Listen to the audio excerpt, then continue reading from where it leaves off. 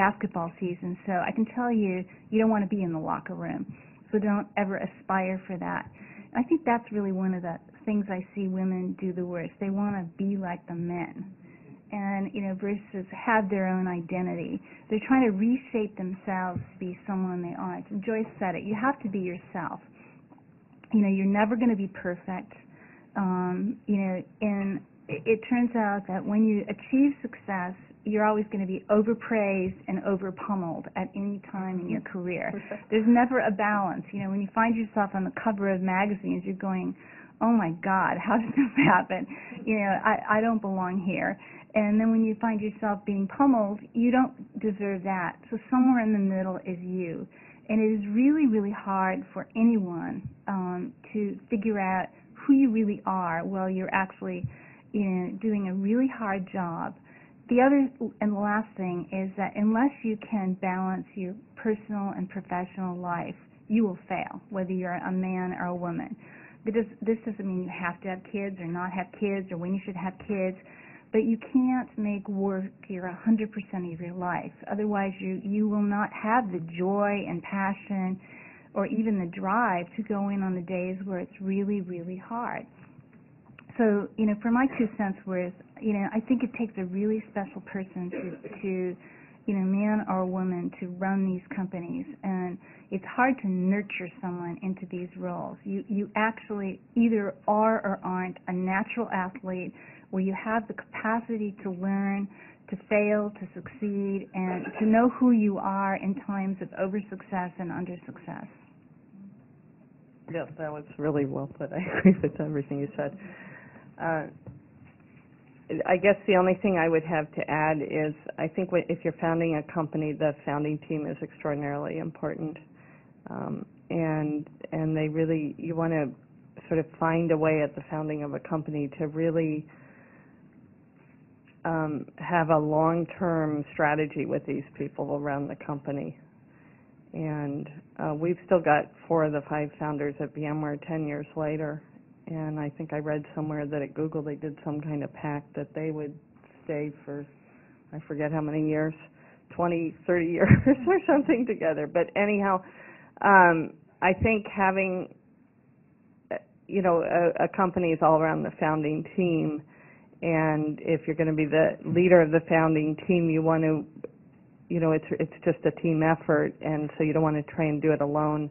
You want to be deeply integrated with the other founders, and they're very inclusive of them as you build the company, because you can't build a company by yourself at all.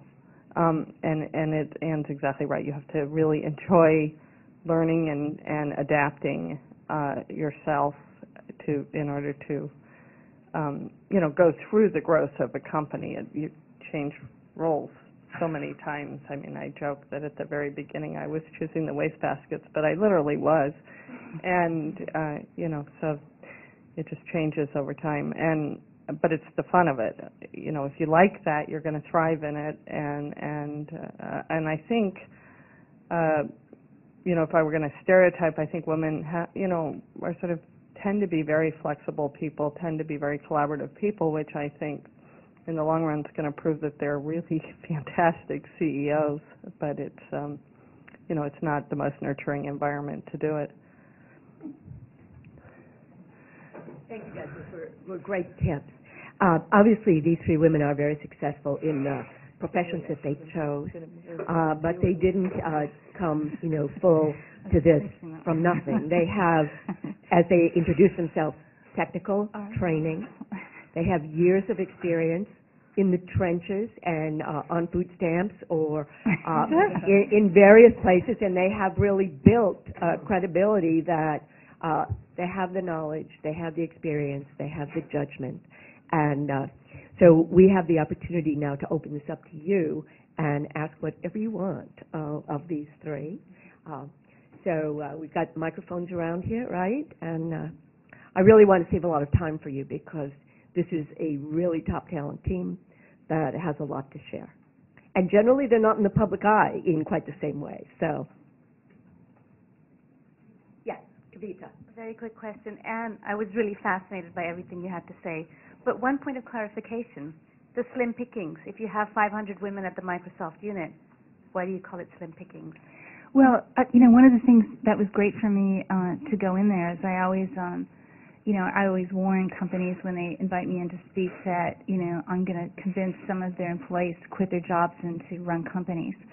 So it was really interesting because I did ask how many people wanted to run a company, and how many people, really, why weren't they now? And for most of the young women there, they were very early in their jobs, 1 to 3 years. Most people don't work 13 months at one job, quit it, and start a company. I wouldn't advise it. I did it in the late 70s when there was a lot more room for error. So, frankly, I had no on-the-job training.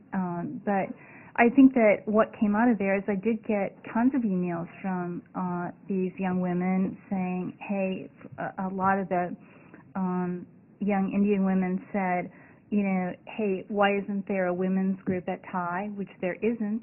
There was once, and it kind of fell off the turnip truck. So I had them all call my partner, Prashant Shah, who is very active in the software part of TIE.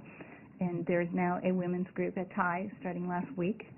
And, I think that we just take it for granted because we've been in the industry, at least I do, that people actually understand, as Myra said, how do you go from point A to point B. It's easier now. Remember, when I started, there wasn't even email. It was pretty much down to smoke signals. And, you couldn't actually have these anonymous ways to contact people like, business networks like LinkedIn, not one of our investments, but a great business network. So there are very few excuses now for a young woman not to sort of jump in or put their fingers into the entrepreneurial pie and test it out. Because finding out how to get involved specifically when you're in Silicon Valley is very easier. It's still a little harder in places like Minneapolis or Omaha or even Chicago, because I go back to the Midwest, frequently, and we have funded companies there. But it's a good question, and it's one that, my motivation for going there is robbery of intellectual capital. So.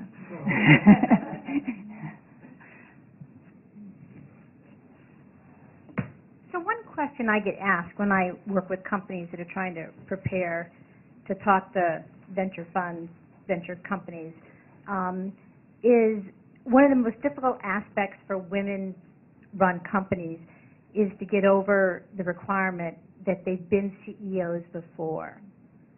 So many times, I think that, Anne, you actually mentioned that as one of the requirements, and that's a given for many of the women if they haven't been CEOs before. Do you have any advice for how to get over that roadblock? Well, I want to clarify that most of our CEOs have never been CEOs before. We've started 110 companies. 17 of those companies have become public companies. I think it's 14 of the 17 went public with the founder being the CEO who had never run a company before. Several of them, and then 50 some have been acquired and 40 some are active. So we rarely get the benefit of having someone doing it the second time around. We've had it, now that we've been around for 19 years, we've actually funded people from within companies that have been a co-founder but not the CEO. But it is really, really where all of the companies that I'm on the board of now, none of the people that are the CEOs, all but one are founders, and the founders were two 19-year-old Stanford grads, and they realistically thought they might not be qualified to run an enterprise software company, so they helped me recruit the CEO. But none of the CEOs of those companies have ever run a company before. We'll see how they do over time. So far, so good. So if someone is telling you that the reason they're not funding some young woman is they haven't been a CEO before, that's a cover story for we're not interested in this company. Because certainly early-stage companies do not have the advantage of getting, a dugout full of people that have already run companies. maybe. That's definitely true for us because we're at the seed stage, and so typically, we don't have second-time CEOs running the companies, and so I think it's actually, you should think about who they're approaching too, right? So some firms do come in a little bit later stage, and they expect sort of the whole management team to be in place and a business plan and a product, and they may give you that response, but I think you should target the firms that you approach as well. What they might be saying to these women is, you're not qualified to be the CEO. Even our own companies, when they go out for their follow-on rounds, they kind of have happy ears, and they don't, they want to hear what they hear. So this is one of the things that would be good if you're coaching that person to call the investors and say, I know you turned them down. Do you think so-and-so could be the CEO? One of the things we do, if there is a company we're going to fund and we don't think there is that natural athlete leader in the midst, we tell them before they're funding that, we really like this market opportunity, we like the founding team, we don't think you have a CEO. So, be careful in what comes back to you and what was actually said to the person, the CEO. And this, again, is this control issue that I will point out. Yeah. Do you think there's do you think maybe there's a reluctance to give feedback to a woman sometimes? I think there's reluctance to give feedback to most of these entrepreneurs.